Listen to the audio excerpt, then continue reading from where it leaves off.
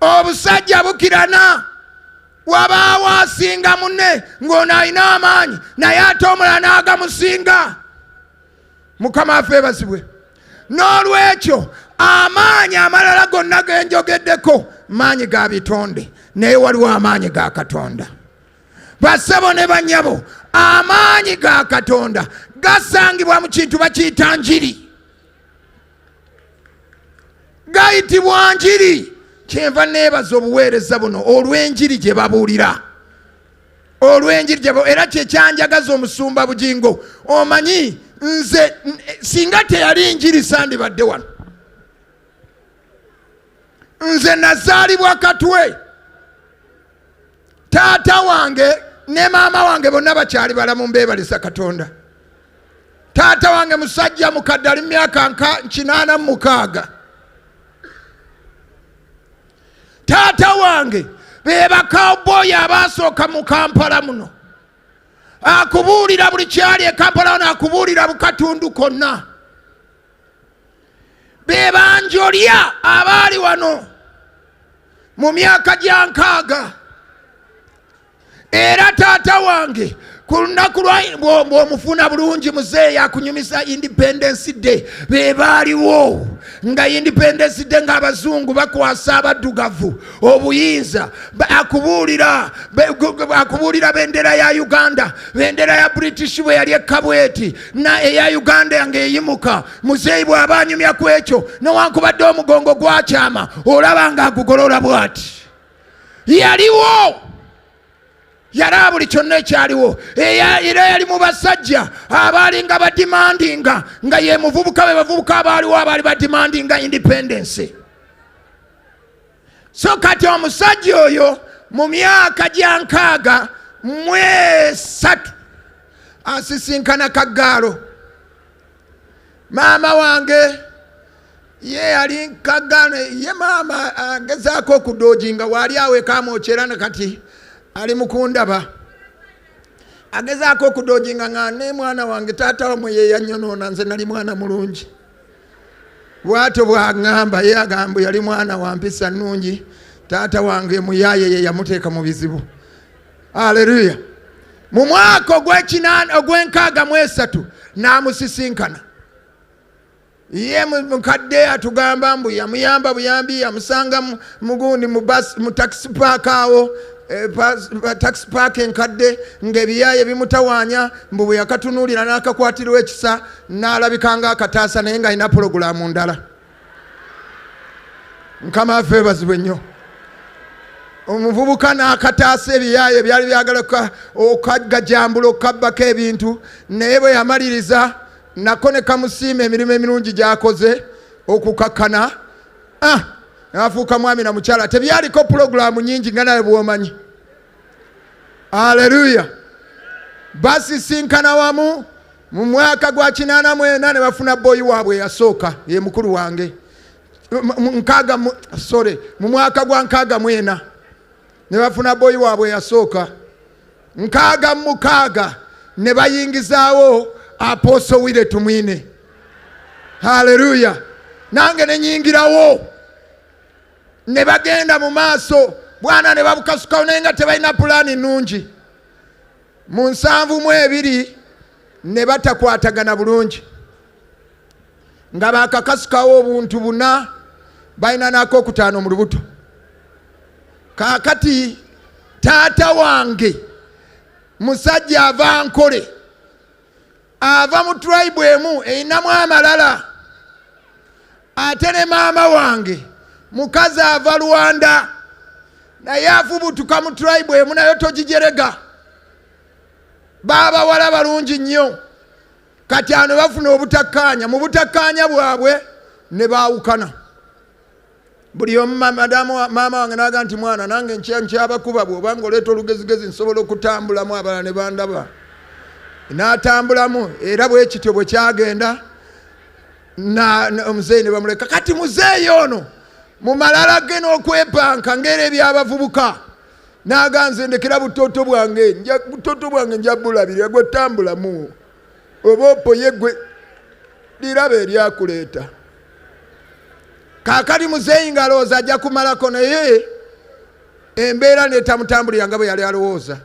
Kati mu bumpimpi, kuba njagala kubabuulira amaanyi agali mu njiri, nkuwa omusingi lwaki njagala enjiri. Era mbasabira mwenna abali wano, Mukama abateekemu ekyokwagala enjiri. Enjiri ge maanyi ga Katonda. Mu nsi muno buli muntu anoonya maanyi. Abantu bakeera ku makya genda kola baagala maanyi. Amaanyi ga ssente. Abaana baffe batuleka mu bitanda ne bagenda okusoma. Abamu basula batunula ng'ebigere babitadde mu mazzi bwe bati baleme kusimagira. Banoonya maanyi ga buyigirize. Gonna malungi, naye waliwo amaanyi agasinga amaanyi gonna. Ate ago tugafuna mu njiri. Era njagala kusaba ekiro kya leero mu budde bwange obutono, Katonda akunyambaliza amaanyi agali mu njiri. Bw'onodda ku kyalo kyewammwe, obulamu bwo buli omuntu agenda bulaba, bagenda kubuuza ki ekyabaddewo. Tosobola sisinkana njiri n'osigala kyekimu.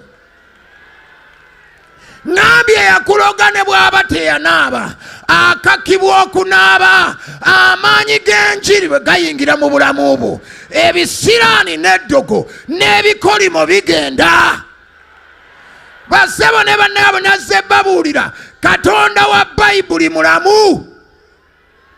Mulamu. Kamaffe ebazibwe nnyo. Katonda wa Bayibuli mulamu. Oyo Katonda gwe wakkiriza mulamu. Era njagala kusaba Katonda atandike okweraga mu bulamu bwo. Bano abadde balowooza nti oli mulamu, tomanyi byokola. Batandike okulaba Katonda gw'oyogerako nga manifestinga. The Bible says, for the kingdom of God is not in words but in power. Eogulu olunyiriri olusanga mu Bakolinso ekisooka essula ya 4 olunyiriri wa 20. Look out, for the kingdom of God is not in words but in power. Mbasabira abalokola abali wano, mutandike okulaga amaanyi eyo gye muli. Musirise amaanyi g'eddogo, musirise amaanyi g'obusamize, mugasailensinge mu linnya erya Yesu. Emyoyo gy'ebika by'ewammwe mugisailensinga abantu balabe Katonda. Yesu Kristo yayogera n'agamba nti omusajja ow'amaanyi bw'akuuma ennyumba ye ebeera seefu, nti naye amusinga amaanyi bw'ajja amugoba n'ennyumba n'agikola ki. Kati olwaleero twagala ogende n'oyo asinga oli amaanyi, ogobe sitaani ku kyalo, ogobe sitaani mu kika kyewammwe. Y'ensonga lwaki mbawa obujulizi. Njagala nkulage Katonda. You know, you can challenge a doctrine but you cannot challenge a testimony. Ekyo kiwulidde mulokole. Someone can challenge a doctrine. Omanyi waliwo doctrine nyingi. Abaloga ffe tulina doctrine entuufu, ffe tubuulira ebituufu. Tetwagala bigambo. Eriya bwe yajja n'asanga abasajja nga beewaanawaana. Yasanga bannabbi ba Baali nga beewaanawaana. Baga nsimanyi Baali alina Katonda, nga balina obuwagizi bwa first lady. Baalina sapooti ya mukyala kabaka nga bamuyita Yezeberi. Eriya n'ajja n'asanga ebisajja byewaana, ffe batuufu, ffe tulina Katonda omutuufu. Eriya n'agamba ekimala kikola ki? Mbasabira olwaleero bw'onoova wano ogende ogamba abalologo b'oku kyalo kyewammwe nti ekimala kikola ki? Haleluya! Ekyo kisoboka. Kisoboka basebo ne bannyabo. Bino byenjogera mbimanyi. Petero n'agamba nti ffe tetusobola kulekayo kwogera bye twawulira era bye twalaba. Abayudaaya nga babakangakanga musirike, temudayo kwogera mu linnya lya Yesu. Petero n'abaga twagala musalewo, oba tuwulirize Katonda oba tuwulirize mmwe. Naye tetusobola kuleka kwogera bye twawulira era bye twakola ki? Bye twalaba. Ekiro kya leero Katonda agenda kulaga. Mbasabira Katonda abalage. Katonda gwe mwakkiriza abalage. Basabo ne bannyabo Katonda yeeraga. Nze yanneeraga. era neeraze emirundi mingi era yankakasa buli gy'onoolaga abantu bagambe njagala kubeeraga.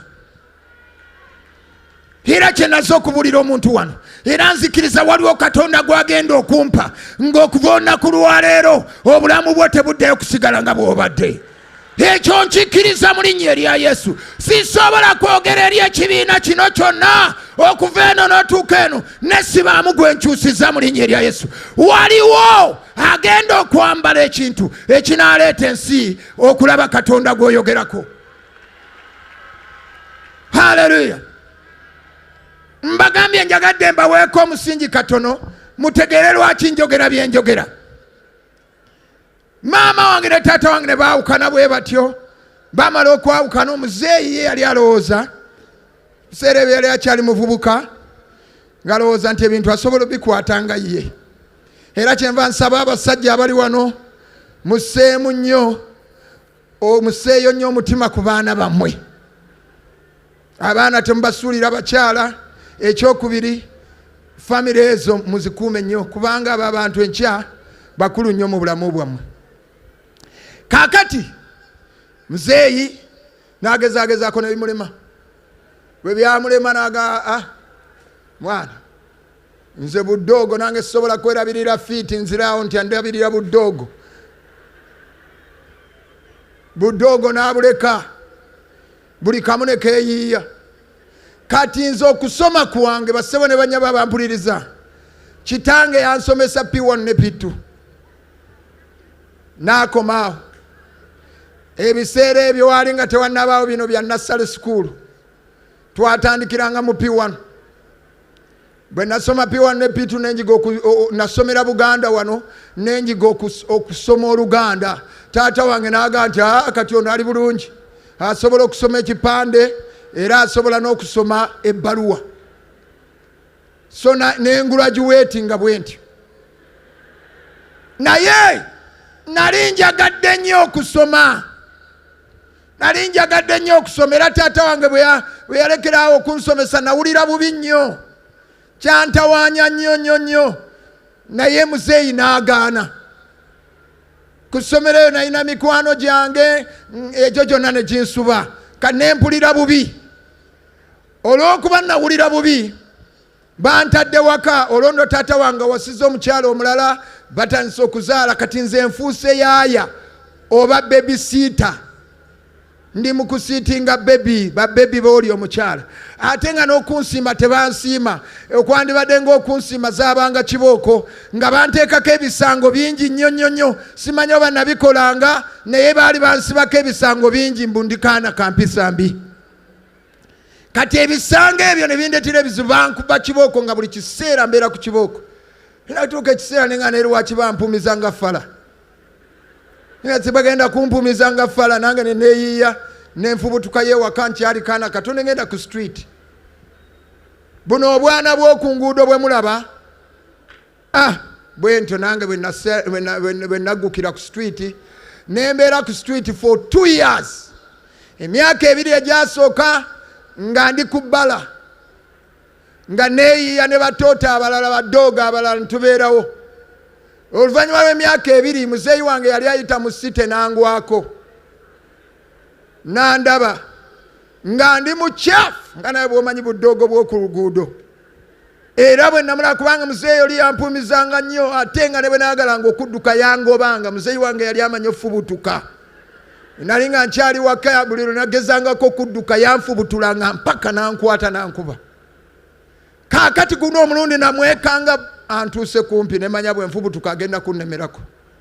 Nensigala nga nkankana bwe nti yayina eriiso nakati ne bw'omulaba musajja muzeeyi naye bw'aggulawo eriiso bwe riti lyakanga muliro ne manya leero omuyaaya nzise. Kama affe bazibwe. Nantunuulira bw'ati n'ayogera mu Lunyankole n'aga nti labanga bw'ofaanana. Nambuuza kati omwana w'omuntu oyinza okufaanana bw'oti kiki ekyakugoba ewaka? Nga nkankana bukankanye n'ebigambo sibirina. Kati n'akitegeera ndowooza ak'obuzadde ne kakomawo. Era n'akitegeera nti singa anankambuwalira nyinza okutiira ddala. Kati ego gwe mulundi gwange nasooka okulaba taata wange alinga njagadde. Kati naŋŋamba kale tofaayo naye komawo ewaka sijja kukuba. Komawo. N'akola ekintu kye neewuunya ennyo, nali mmanyi agenda kunkwata ku mukono antwale. N'atambula munanga nti bw'oba oyagala komawo ewaka. Yakola ekintu ky'amagezi nensigala nga kinkutteko n'agenda. Nensigala ku street awo namalawo ennaku ntono naye ekigambo kiri kye yali aŋŋambye nti nkomewo ewaka nange embeera yali enkuba. Ne ŋŋaka nzireyo ewaka nenzira ewaka. Bwe nadda ewaka nali mmanyi nti omukulu agenda kunziza mu ssomero naye era n'atantwala mu ssomero. Naye engeri gye nali nkuzeekuzeemu, this is after 2 years and something, ne ŋŋamba kanneeyiiye ku kyalo. Ne ntandika okusena amazzi g'abantu ku kyalo nga nsomba amazzi ne ngatunda ku kyalo ne nkuŋŋaanyayo obusente ne nsalawo nezzeeyo mu ssomero neesomese kuba nayagalanga nnyo okusoma. Nayagalanga nnyo okusoma naye sitaani nanneekiikamu nannemesa.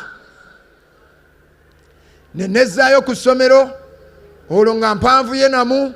Ekirungi mu biseera ebyo nga tewaliwo nnyo bya interview, era natuukayo ne mbalimba ne mbagamba nze nali namala P4 ate nga nali nakoma mu P2. Ne mbagamba nali namala P4 nga ndaa butooto buli bwe nasomanga nabo kati buli mu P5. Kanange ne nnimba bano ne mbagamba nali namala P4 ne mpa obujulizi awo ku bantu bendaga nti nasomanga nabo. Ne banzikiriza ne nyingira P5, P3 ne P4 simanyi bwe batuula oba batuula batunudde eno oba olwabwe lufaanana lutya, ebyo nze saabimanya. Ekyo nakibuuka ekyokusatu n'ekyokuna ne nyingira P5 naye nga ndi smart. Nali mugezi nnyo. Era olwayingira mu ssomero bwe nti ne nnoonyayo ebivubuka biri, waliwo desike nga kutuulako basatu ne ntuula wakati nga nkopa ewoono ne nkopa owoono. Ebbanga lyange eryasooka nakopanga kyesaakopanga lyabanga linnya eryo nali ndimanyi odiwandiika. Ebirala nga ndi mu copy and paste ne nkopa abayaaya ate nga nabyo byali bisiru nakizuula luvannyuma kubanga twagwanga nnyo obuntu bwatukubanga nnyo.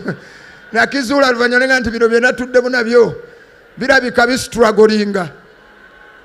Ne nkyusa ekifo nenfuna awalala gwe nasanga yali smart mu. Era nensigala mu kukopa. Taamu eyasooka yonna nagimalako nga nkopa. Omugezigezi yakopa, omusiru takopa. Era bw'olabanga omuntu akopa oyo omutyanga. Nenkopa. Taamu esooka nenjimala bwe ntyo mu kukopa. Nenyingira ey'okubiri. Naye ey'okubiri nga ntandise obuntu okubwetegereza kubanga nateekayo omutima jjukira nayagalanga nnyo okusoma. Ate ebiseera ebyo ne sisita wange eyali anzirako nga naye yatuuka dda mu P5 bwe tudde ewaka andiiramu awo nannyambayambako bye sitegedde. Twagenda okuyingira taamu ey'okubiri nga nange sikyetaaga kukopa. Ne ntandika okubeera ku lwange mu P5. Nenkola ebuntu nembukuba ne tuyingira P6 nempita bulungi era nakola bulungi. Nasinga abaana bangi nnyo nembeera mu bano abasoose eno. Ne tuyingira P6 taamu ey'okusatu nenjikuba ne tuyingira P6. P6 nenkolayo taamu yange yasooka. I excelled. I was smart, that was it. Naye nga sirina nkwata ku mukono nina okuvaayo nengenda neneetikka amazzi ku kyalo nenoonya 10 nenkuŋŋaanyeza school fees. Omuzeeyi n'agaana okunteekamu akasente bya siriyasi. Neneerwanako nenkola taamu ey'okubiri. Era mu taamu ey'okubiri awo mu budde bwa mocks waliwo omwana ku ssomero yali yafunye ebizibu ng'ate wa P7 ne bantwala okumutuulira mocks nenzikola bulungi. I did mocks in P6 nenkola mocks nenzikola bulungi nnyo nakolera mu linnya ly'omwana omulala. Naye nga mmaze taamu ey'okubiri ebizibu byankuba nnyo ku ssomero. Ate nze muzadde wange nze neesasulira wadde ndi student naye at the same time ndi customer. Ate nga bano abantu baagala kunkuba kiboko. Kati okuba customer akuleetera ssente mazima.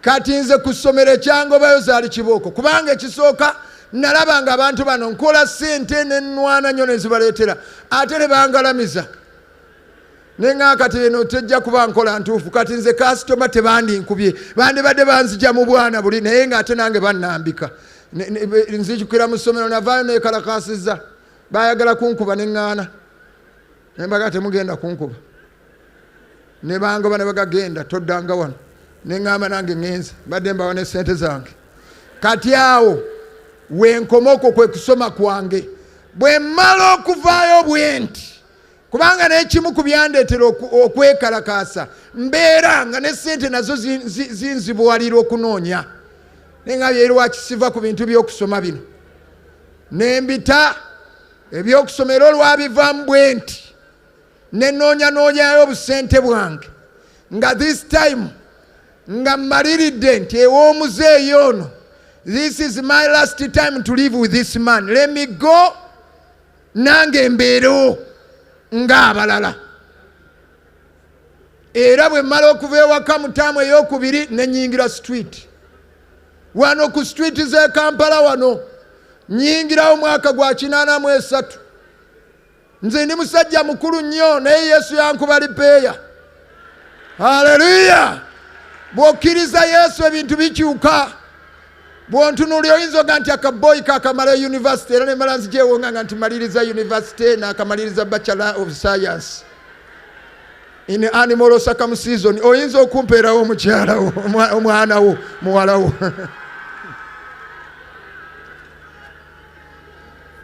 naye nga ani musajja mukadde wano jjojjo nawezeza emyaka gyange 56 haleluya mwaka gwa 83 nenyingira street nenyingira bala wano mu biseera byali by'abasajja b'obote mukulu wange awo yali alina Makindi e Barracks olwo ye nga yayingira amagye nembeerabeerako naye Makindi e Barracks awo nenjiga okkuba ennwa awo entandikira okugakubira asanga butoto nga bukubi bwago nange nensambika mala okusambika muzeeyi kati awo nange nentandika okuba nga njagala independence mukama yeebazibwe tuli ku independence night kati mukulu wange nga ayagala kundeetako ate lugezigezi nadduse wa muzeeyi ate kati ono andeetako effujjo ayagala okundagiralagira ne muga nti mwana tuyinza okwepowa nze nembeerawo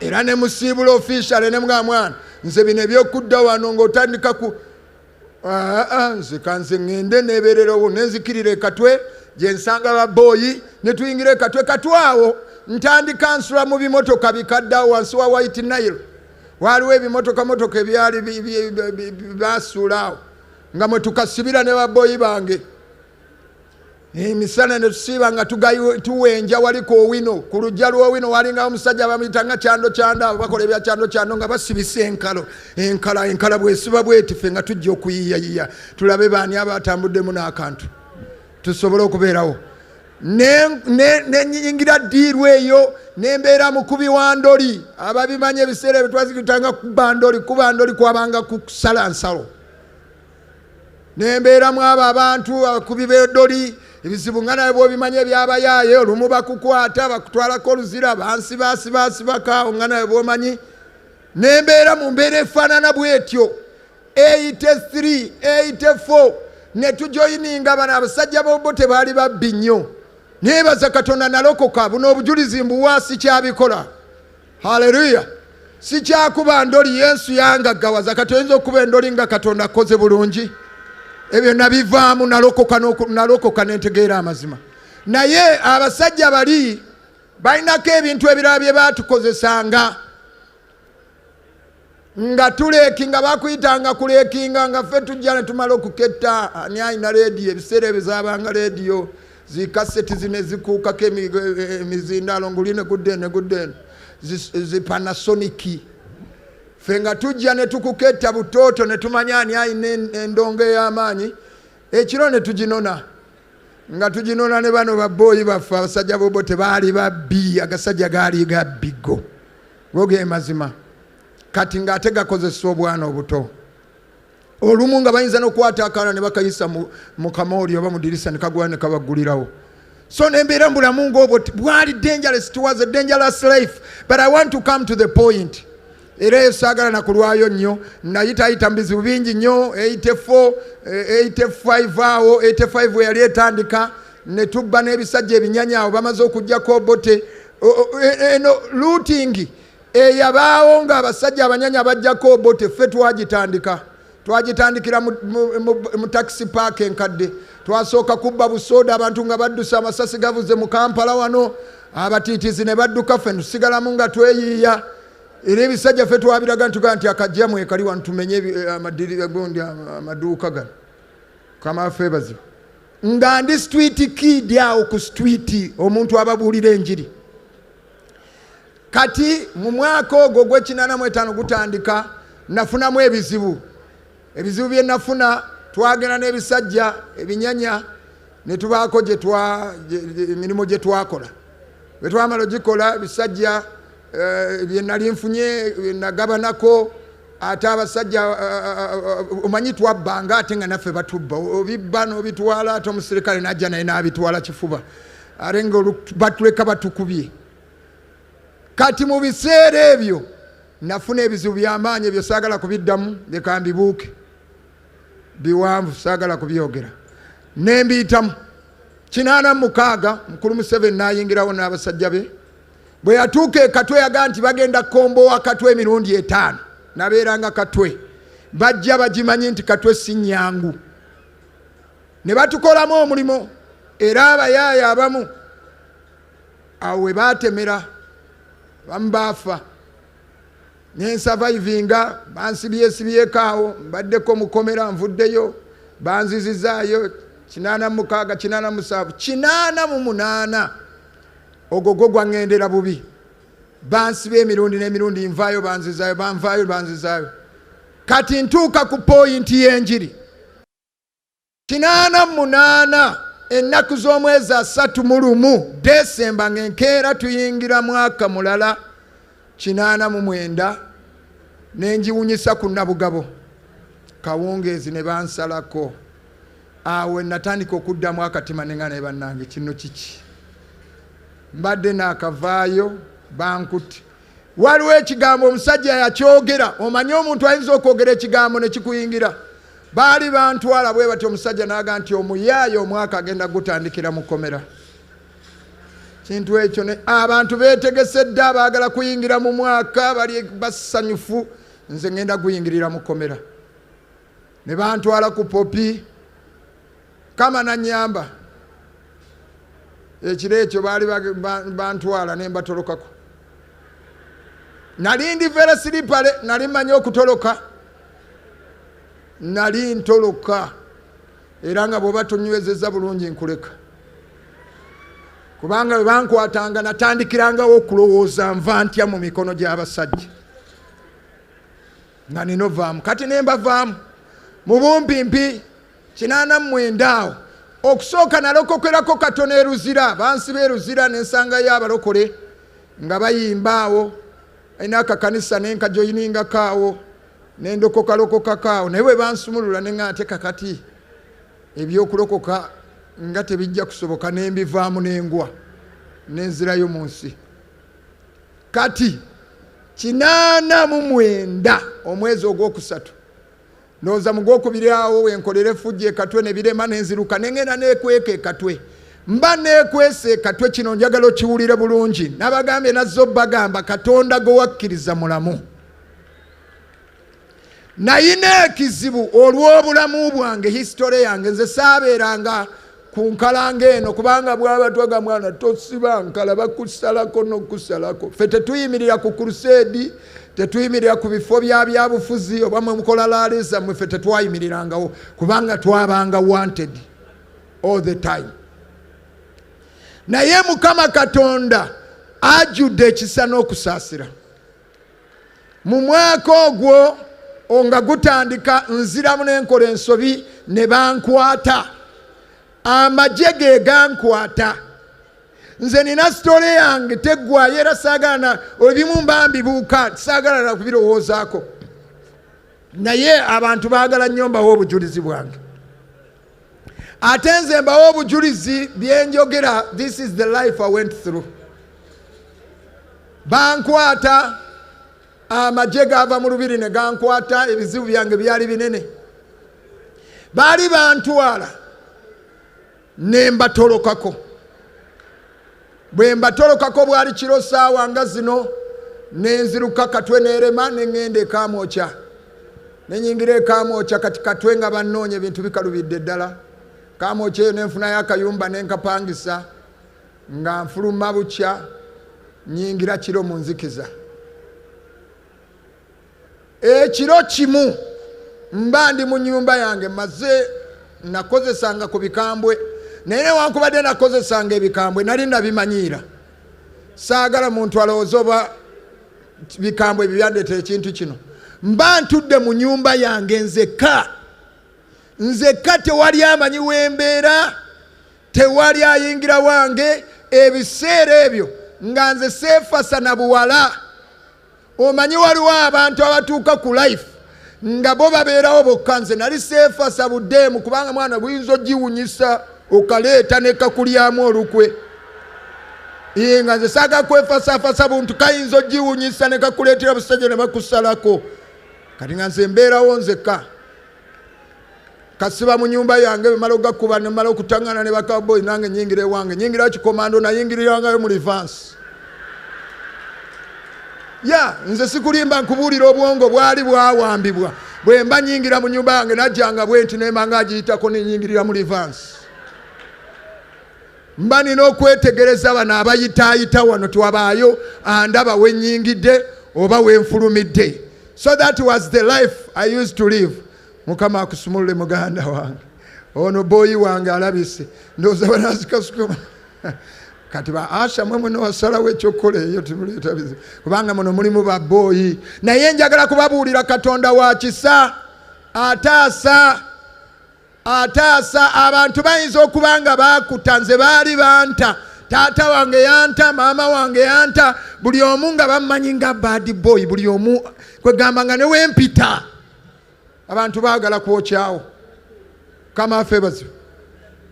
Kati mba ndi mu nnyumba yange gankubye, nsirise bwe nalina endongo yange gye nateekangako.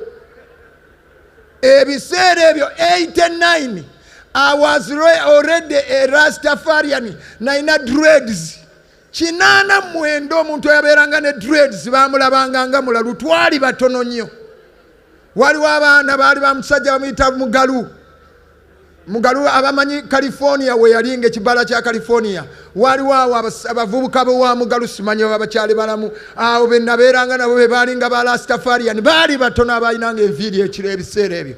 Bansiba luzira. Kino njagala kyo nkibabuulire. Bantwala eruzira, bamangereza ne bantunuulira. Mangereza be bano bagundi bano bagundi. Twabayitanga bamangereza bano ba prisons officer. Mangereza yantunuulira naga nti wonna nywere nsi tutanyowa. Ekyo kyambonyabonya emida enali ng'ebirala byonna sifaayo, naye gayaga nti bagenda kunsalako enviiri zange. Ebbanga lye namala mu kkomera saayambala kusatu, baali bansibye ne t-shirt. Emisana yonna nasiibanga nsibye t-shirt ku mutwe nga ntambula bare chest, nga kyenoonya enviiri zange tebansalako enviiri. Sajja yantunuulira n'alaba ebiviiri n'agamba zino tulina ozisalako. Kakati byeruzira sijja bigenda nnyo sitole empanvu. Naye ekiro ekyo kye njagala kwogerako. Ekiro ekyo maze ogakuba ndi mu nnyumba yange mpuliriza music wange, mbeera mu nzekka teri amanyi gye mbeera. Tweraba misana ne buwungera nina okugenda, ate bwe mbanga ŋŋenda ewange nga nsula eno nsooka kuyita bwenti n'endeega n'olowooza eyo gye nsula ne ŋŋenda nsalira eri wano nyingirawo kikomando nyingira bwenti, era nga ŋŋenda ofuluma nasookanga kulingiriza bwenti. Ndaba teri andaba ne nyingira ne nyigako akakufulu ne nvaawo. Bwe bulamu bwe nabeerangamu ng'agalange nga kwegamba nga tulaba ne picca nga nange njagala kweyita muntu nsolo. Mukama affe bazibwe. Ate nalina ngalo, nali kasajja katono naye nga ninalo n'abayaaye baali bakimanyi mwana kagaaya kainalo, nze nayinanga omutima. era nga bw'oneesimbamu ne bw'obeera kanyama nkugamba mwana nja kulaga kyendi nga nkulaga bw'oba oneekiiseemu nkulaga ne bw'oba olyani nga nja kutambulirako mpaka maleku. Kati nayinanga ennaku ku mutima ebyabazadde nayagala okusoma ne bannemesa kati bampita mubi nenga nti oba ndi mubi kambe mubi. Kyova olaba si kirungi kuyita muntu mubi. Bw'obeera oyita omuntu n'abazadde temuyitanga baana bammwe nti kaana kabi okaleetera ekitima ekibi. Mwana ono bw'aba alina empisa embi beera ng'omuga nti oli mwana mulungi naye kino kyokola kireke. Naye bw'obeera ng'omuyita mubi n'omukuba naye avaawo n'akola ki n'amanya mubi, ne bw'anaakola obulungi era mubi, ne bw'anaagezaako era mubi. So kati bwentyo bwe nange bwe nali. So kati mba ndi mu nnyumba nsirise kironga kino nempulira kino njagala kubaga katonda gwe tugamba kabalokole gwe mwogerako mulamu. Omuntu yayingira mu nyumba yange sijja baga nti nalaba ekifaananyi, but I felt the presence of somebody, someone who entered into my house. Nempulira nga waliwo ayingire naye nga simulaba, n'ayogera nange nga simulaba, naŋŋamba Wire bw'oteenenya ogenda kufa. N'akyogera omulundi ogwokubiri n'agamba bw'oteenenya ogenda kufa. N'akyogera omulundi ogwokusatu n'agamba bw'oteenenya ogenda kufa, n'afuluma. Saamulaba era saagala kulimba abantu nti nalaba omuntu naye eddoboozi naliwulira bulungi nga ndaba nga kale nali nga nkozeseza ku bikambwe naye sigga nti kwolwo nali nkozeseza bingi ebisinga bye nakozesanga bulijjo. Nali nkozeseza bulijjo bye nkozesa. Ekiro nkyaŋŋumira bwe kityo katono nemu okwebaka. Nempulira nga omukka gulinga ogunvaamu nentuula mu nnyumba nga binsobedde nenga kati kino kiki. Naye olw'okuba nali wala nnyo ne Katonda, ekyasooka okujja mu bwongo bwange nalowooza bandoze. Naliyita ddogo nemmanya bandoze, kubanga ekyokuloga ekyo nali nsobola okukirowooza mangu, naye ekyokumanya nti waliyo Katonda asobola n'okwogera n'abantu ekyo nali sikimanyi, kubanga nze obulamu bwange taata wange okuva lwe nali nazaalibwa n'ebbanga lye namalako naye nali simuwulirangako n'olunaku n'olumu ng'ayogedde ekigambo kye bayita Katonda. Taata wange ne ku Krisimansi abantu bagenda mu makanisa, taata wange saamulabako wadde olunaku olwo ng'agenze ku kanisa oba Krisimansi oba Easter. Ye Krisimansi ne Easter lwabanga lunaku lwa kunywa mwenge yakeeranga ku makya. Kati ebya Katonda ewaffe tiyali story, tiwali yali abimanyi. Kati wulira ono aŋŋamba bw'oteenenya ngenda kufa nga sibitegeera. Enkeera nafuluma mu nnyumba yange nengenda nesinkana mikwano gyange era nabo nga bafaanana nga nze nabo era kubanga bagamba nti birds of same feather flies together. Ne mbagamba mwana oliwo eddoboozi lyogera nange nga mwana ngenda kasuula bwe baseneraga nti mwana iyo ni banji wepunguza banji. Ne banga nti njaga nti eyo njaga kendeeza enjaga ogenda ggwa ddalu. Nzijukira omu yaŋŋamba nti omanye omutwe gw'omuntu omanye abayaga bagenda ne beerimbe. Abayaga omu yaŋŋamba nti omutwe gw'omuntu gubaamu obusuwa 4. Nti kati obwo obusuwa omukka guno ogw'enjaga gugenda gujjuzaako kamuukamu. Omuyaye yampa sayansi ate yampa sayansi olinanga nti omuntu mu mutwe mubaamu obusuwa 4. Nti kati omukka guno gwe tusika gugenda gujjuza akasuwa kamuukamu. Nti kati akamu bwe kajjula gutandika okujjuzaako 2, bwe kajjula gujjuzaako 3, nti akookuna bwe kajjula ogw'eddalu. Kati naŋŋa nti obusuwa bwange buna bulabika bujjudde. Eyo ye sayansi gye twali tumanya tulowooza lw'ebyali bisingako. Kati nembeera nga ntawaanyizibwa, naye eddoboozi lino ne litalekaayo buli kiro. Eddoboozi lyantawaanya omwezi mulamba buli kiro ng'eddoboozi likomawo bw'oteenenya ogenda kufa. Bw'oteenenya ogenda kufa emirundi 3 nentuuka okutya mu nyumba naye nga sina kyakikolera, nenzikiriza nti ŋŋenda kufa. Kubanga ekyamazima amatuufu nze kambabuulire, ekintu kye bayita kufa, it was not something new to me. Nali ndabye ku bakyali bange abakasuula, ate nange nali mpise mu bingi. Baali bankubyeko amanda emirundi mingi naye nga mbaleka. Ekirorogola nga bagoba muyaaye. Nengenda nga nenfubutuka nembaleka ninja ningamba abantu mwana obusajja abadde bunkubya amanda ogawulidde ago. Bubadde bukubira ku nze naye mbulaze. Byembabuulira mazima nze baka amanda ne gayitawo. Naye gwabanga mukisa Katonda omanyi aba yakumanya dda. Nzijukira naddangayo nenkeera nembalaga we nasalidde nga gakubye ekisenge nogagalaba gaago n'abalese. Kati nga nze neeyita ndi wakabi nesi wakabi Katonda alinga ataasa butaasa muyaaye ng'akimanyi nti olunaku lumu ennaku z'omwezi 30 omwezi ogw'omwenda 2022 ndibeera wano mu Independence Night mbeeko gwe mbuulira nti Katonda yatonda eggulu n'ensi mulamu. Waliwo omuyali wali ankubye amasasi n'embuuka n'engwa wansi ne gampita ku mutwe mirundi mingi. So kati we bajja ne bagamba eddoboozi linga ngenda kufa ne mmanya nti mu butuufu mpedde bajja kunkuba amanda nga kati nga ntambulira mu kufa. Naye ekirowoozo ne kinzijamu. Kati mbalaga Katonda nga bw'akola nandeetamu ekirowoozo nkigamba naye bw'onoofa onoolaga wa? Ekyo kye kindeeta okugenda okunoonya enjiri. Ekirowoozo ne kinzijamu naye abafa kiki ekibaawo? Nenzijukira ng'edda baŋŋambako nga nkyali ku ssomero nti waliyo geyeena waliyo n'eggulu. Nekimanya nze wire bwenfa nyinza nteekeddwa kuyingira mu geyeena kubanga nze saalinga bano abantu ababa bagamba nina bibi ki. Nze ebyange nali mbimanyi. Nze ebibi nali mbirina era nga sina na kubuusabuusa. Katonda bw'abaayo kyaba ebibi nze nali nina kwokebwa. Kane nkimanya sina kibuuzo bino ebyokubuuza bwe naafa naalagawa era njagenda mu geyeena. Kane ntandika okulowooza mponye ntya geyeena ekyokufa nkikkiriza ngenda kufa naye ndooginze ntya geyeena.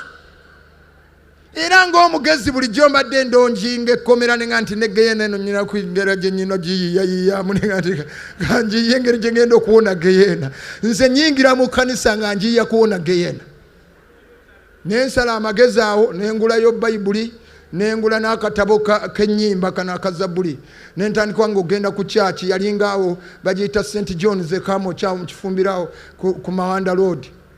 Nengendangayo naye ngenda gankubye nkeera gakuba kubanga nze nagakeererangako nga breakfast nagankubye tuula emabega. Omanyi enjaga nga yakubye bulungi oyinza okutuula bwoti ne weeba ng'otudde wano naye ng'oli Amerika ng'olaba picha nga gakukubye bulungi mwana. Otuula awo bino byowulira nti I feel highly obeera highly gwoba olaba wala. Era kati mmwe twabalabanga nga bafala ogandi mwana laba bifala mba nkutunuulira bwe nti enjaga ekulimba nti goli mugezi abantu bonna obasinga. Nze natunuuliranga abantu bwe nti nga gankubye kati mba ndaba wala nnyo. Ate omuyaga ye bw'obanga gamukubye bulungi n'omunyumiza geyeena aba agiraba. Oba ogiraba olowooza ku geyeena oba ogiraba ng'olaba abantu omuliro gubookya mwana ennaali eyinza okuyitamu. Nalowooza geyeena nenjiwulira ng'eringa ennyingire nenga nti mwana bwenkasuula mba nnyingira mu nnaali. Kati netandika okuyiiya engeri gye ngenda okubuuka mu nnaali eno. Kati nengendanga ku kyaki naye nga ngenda gankubye. Babuulira enjiri bwe bamaliriza bwe bati nenteekamu ekiweebwa nenga nti kati wano mwana ne Mukama naye bw'akirabaga kawubooyi atoba.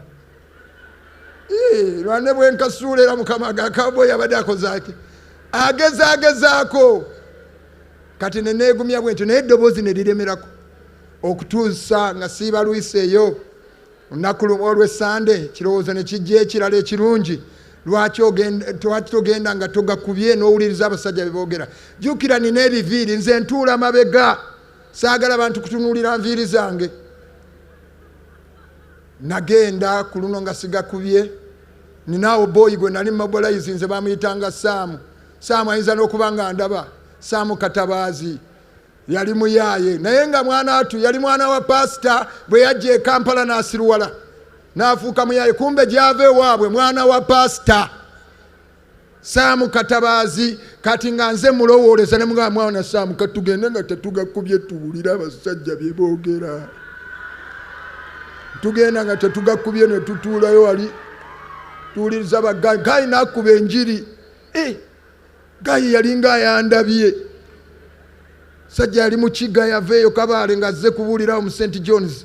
N'abuulira mu Yokaana essula 3:16. For so God loved the world that he gave his only begotten Son, that whosoever believes in him should not perish, but have everlasting life. That God never sent his Son into the world to condemn the world, but through him, hallelujah, okuyita mu ye abantu balokoke. Amukkiriza tegumusinga, naye atamukkiriza ogwe gusinga. Neŋŋamba what? Omusajja n'abuulira enjiri n'agamba bayinza okuba nga baakuyita mwonoonyi, bayinza okuba buli omu akolimira, naye bw'okkiriza Yesu ne bw'oba wakola bifaanana bitya. N'ayongerako Isaaya mujje tuteese ebibi byonna. Omusajja n'abuulira enjiri n'agamba oyinza okuba nga oli mubbi, oyinza okuba nga okoze bingi. Ng'omusajja alinga gwe baagambye nti mwendi. Enjiri yonna omusajja gye yakasuka yannyingira mu mutima. N'ayogera ku kulokoka, n'enkimanya neetaaga okulokoka. Eky'omukisa omubi n'atayita balokoka.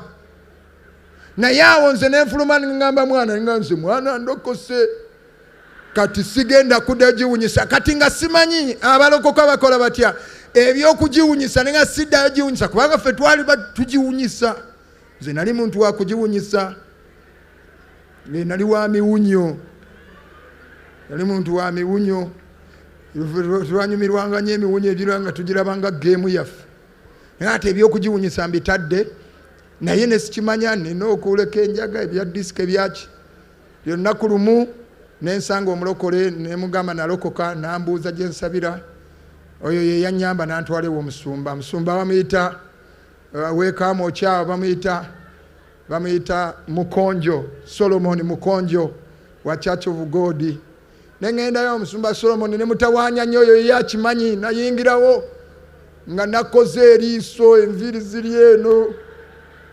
Ne mugamba muzeeyi nze nalokose. Kakati oli boyi mukwano gwange n'agamba nti wadde yalokose naye akyanywa ku njaga. Ne mugamba wama muzeeyi kibi okunywa enjaga, walimu olunyiriri mu Bayibuli olugaana okunywa enjaga. Nga njagala bansomera olunyiriri mu Bayibuli olugaana tonywanga njaga, ng'ate teruliimu.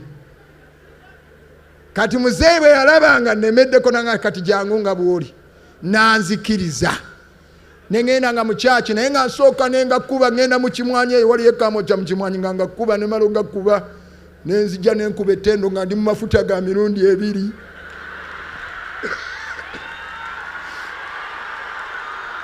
Ettendo nkuba ly'amafuta ga mirundi 2, waliwo gali amalala. Ebintu ne binyuma, ebintu ne biwooma. Ne ntandika okubuulira enjiri. Kati twalina gye twagakubiranga, twalina dipo awo ku Nabugabo. Ekizimbe bakiyitanga Splendid Lodge. Abantu abedda muyinza ogijjukira. Omusajja yali musiraamu, baali baamuwa ekizimbe ekyo ng'ateekako lodge bagiyita Splendid. Kati eyo waggulu ku top nga gye tugaliira, kubanga bitabani bye nabyo byali bikubi byanjaga. Kati eyo nga tulinayo dipo nnene, lweggulo osangayo abayaga bonna bakuŋŋaanye bagakuba. Kati nentandika okugenda nga nentandika kuba mubuulizi wa njiri, nina ka Bayibuli kange nga ntuuka nengula omunwe gwange nenguteekako nenfuuwa nembaga mwana mwetaaga okulokoka. Katonda yayagala ensi n'awaayo omwana we nga bwensikamu nebanga ate ng'ogakuba tegayina mutawaana. Omanyi nali ndokosezza ebiyaaye bingi nnyo nga bigamba kubanga olokoka ng'ogakuba nange ndokose. Nembeeranga nga olweggulo ŋŋendayo ne mbabuulira enjiri, naye lwe navaayo ne ŋŋenda nga maze okyuka ndokose n'enjaga ngivuddeko ne bingoba ne biŋŋamba gwe wasiraanye baakutuuziza mu ddagala, genda va na wano. kati bwentyo bwe ndokoka ndokose sirina mulimo. Yesu gwe twakkiriza alina amaanyi. Bwe mmala okulokoka eddoboozi ne liggwawo liri eryali ntomentinga ne lisirika. Eddoboozi eryo bwe lyamala okuvaawo Katonda n'atandika okuneeraga. Mukama nankyalira n'ayogera nange nanga nakumanya dda era nakuyita ogenda kubuulira enjiri. Ne ntandika okubuulira abantu nti Mukama yaŋŋambye ngenda kubuulira enjiri ng'abantu tebabitegeera. Ne mbagamba I'm going to be an international preacher. Nga simanyi Luzungu, nze nalokoka ne nyingira mu kanisa nga simanyi Luzungu nga noluwulira siruwulira.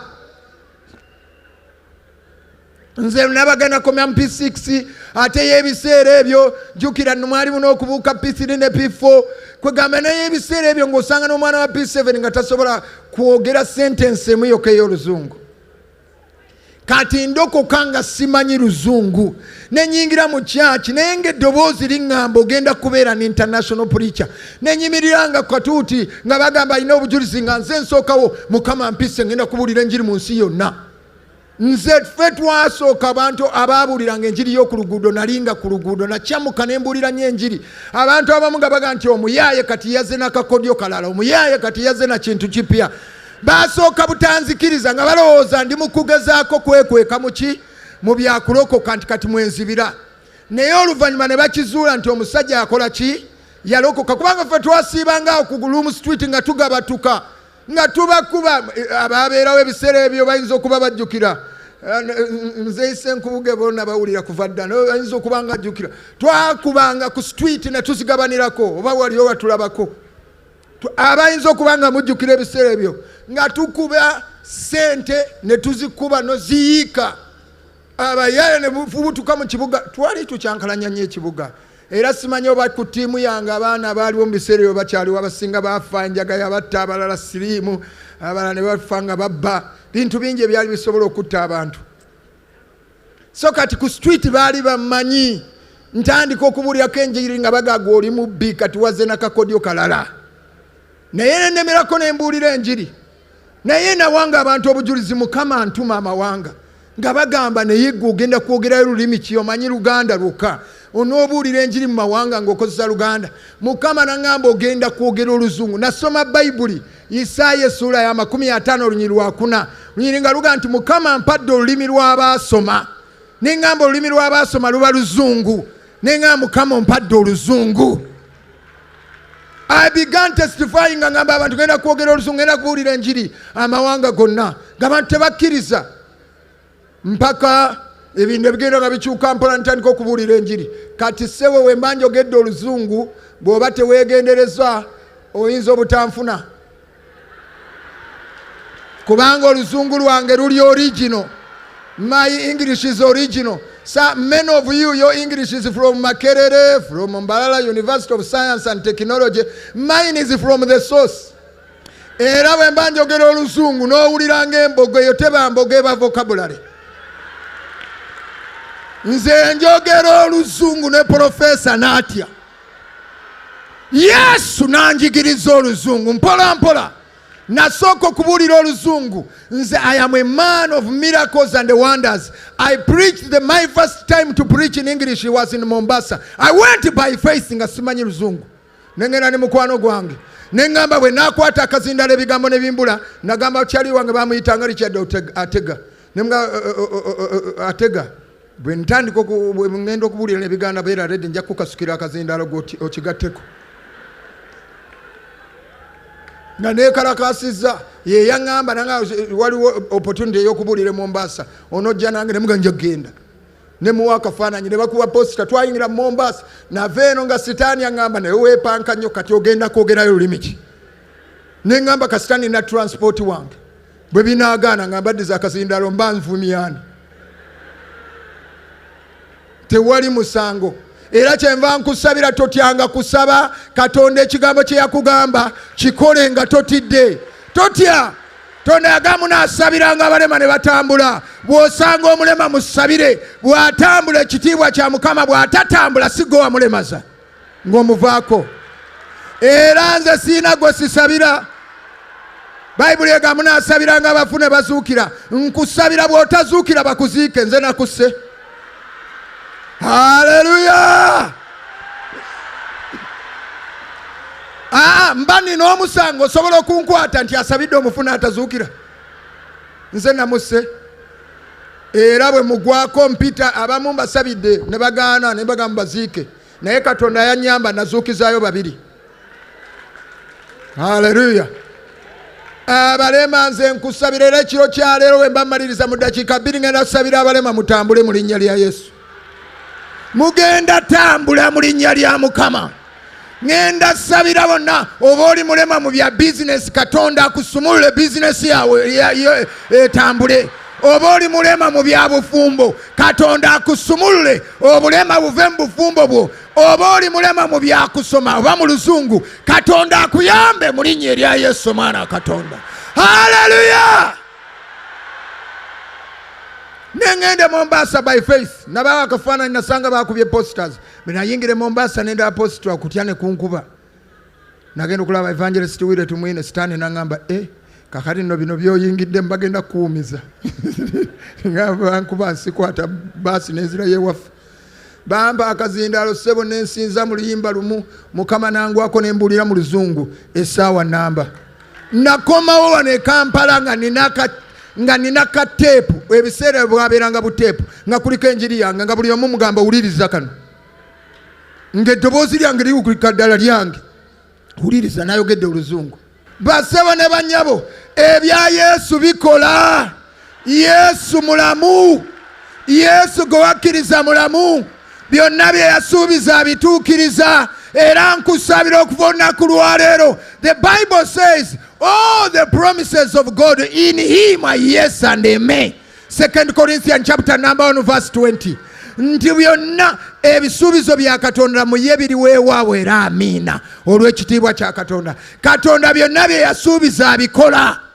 Era mbasabiramu abalokole mutandike okutambulira mu bisuubizo bya Katonda. Tobibuusabuusa, bikkirize. Katonda agenda kuyamba. Basebo ne banyabo okuva olwo natandika okubuulira enjiri. Kati njogera oluzungu ntambula amawanga. Era n'olwaleero ku lwokuna luno ku lwokubiri luno lwa wiiki eno nabadde wano mu embasi ya America bampadde visa. Ku lwokutaano nja kulinnya ennyonyi saawa nga zino nja kuba nnumba America. Mbuulira njiri mu nsi yonna. I preach the gospel. I've been everywhere. On Friday, this coming Friday, saawa nga zino nja kuba ku kisaawa Entebbe nga ninzeeko saa 5 ez'ekiro ntuule mu nnyonyi ngende nga nnywa soda w'omu nnyonyi. Hallelujah! Jesus is alive.